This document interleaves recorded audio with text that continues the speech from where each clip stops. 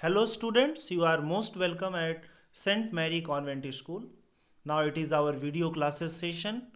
The admission process in our school has now been started for academic session 2020-21. Simply you have to log in the website www.stmarybarhas.in and fill the online form there. After that you will get a direct call of confirmation by our representative. In this institute, you can enroll yourself by three ways: in math group, in bio group, and in commerce group at 10 plus 2 level. At 10th level, we have 6 subjects out of which you have to take any 5 subjects. If you need any type of help in English, you can just call or mail me on the numbers which is displaying before you. In today's video lecture, we shall discuss about a typical chapter, Long Walk to Freedom. It is by Nelson Mandela. It is the autobiography of Nelson Mandela. This chapter speaks about the feelings, intentions and other emotional aspects of Nelson Mandela at the time when he was going to take place as the president of South Africa. Nelson Mandela fought against the apartheid system, which is a political system that separates people according to their race. Nelson Mandela and his African National Congress spent a lifetime fighting against apartheid system.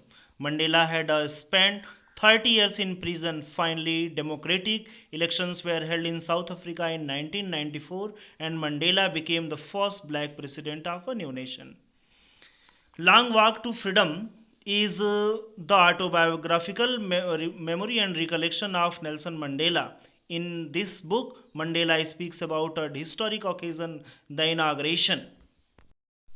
Nelson Mandela had become South Africa's first black president after more than 3 centuries of white rule. Mr. Mandela's African National Congress ANC party won 252 seats out of 400 seats in the first democratic elections of South Africa's history. The inauguration ceremony took place in the United Building Amphitheatre in Pretoria today, attended by politicians and dignitaries from more than 140 countries around the world. Never, never again this beautiful land experienced the oppression of one by another. It is the special and oft repeated line by Nelson Mandela in his address when he was taking the place as the President of South Africa.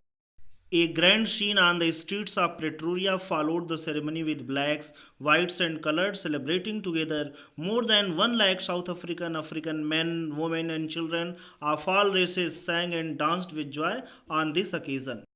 Mandela remembers those days and says that the ceremonies took place in the lovely sandstone amphitheatre formed by the Union buildings in Pretoria. For decades, this had been the seat for the white supremacy, and now it was the site of a rainbow gathering of different colors and nations for the installation of South Africa's first democratic non-racial government. When all the guests were present, Mandela welcomed them by saying that today all of us do, by our presence here, confer glory and hope to newborn liberty out of the experience of an extraordinary human disaster that lasted too long must be born, a society of which all humanity will be proud. He further remembers and says that on the day of the inauguration, I was overwhelmed with the sense of history. In the first decade of the 20th century, a few years after the bitter Anglo-Boer War and before my own birth, the white-skinned people of South Africa patched up their differences and erected a system of racial domination against the dark-skinned peoples of their own land. No one is born hating another person because of the color of his skin or his background or his religion. People must learn to hate, and if they can learn to hate, they can be taught to love, for love comes more naturally to human heart than its opposite. Even in the grimmest times in prison, when my comrades and I were pushed to our limits, I would see a glimmer of humanity in one of the guards, perhaps just for a second.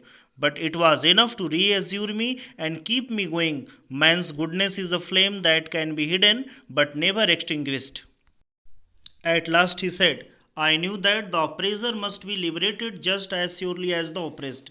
A man who takes away another man's freedom is a prisoner of hatred. He is locked behind the bars of prejudice and narrow mindedness. I am not truly free if I am taking away someone else's freedom, just as surely as I am not free when my freedom is taken from me. The oppressed and the oppressor alike are robbed of their humanity. In this way, and in short, we can say that the whole of this chapter is speaking about Mandela's sense of confidence for abolishing or for completely removing the trend and system of casteism that may be hinted as apartheid system from the history and pages of South Africa.